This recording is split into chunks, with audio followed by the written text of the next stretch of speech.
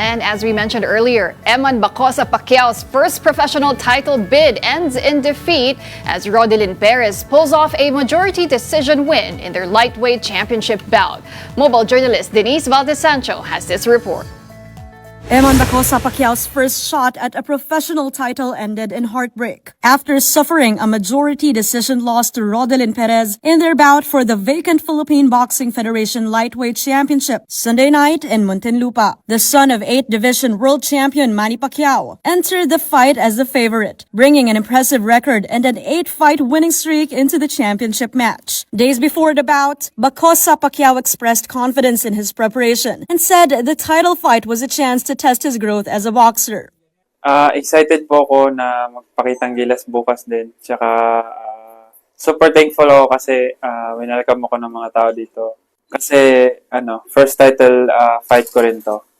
Gusto ko rin makita yung improvements ko sa training tsaka sa mga resulta ng training ko. Yun. Gusto ko rin malaman kung hanggang saan na yung skills and boxing IQ ko. So yun. The young Pacquiao started strong, controlling the early exchanges with clean shots. But Perez quickly turned the tide to take control of the fight in the succeeding rounds. At the weigh-in, Perez revealed their camp had studied Pacquiao closely in preparation for the championship match.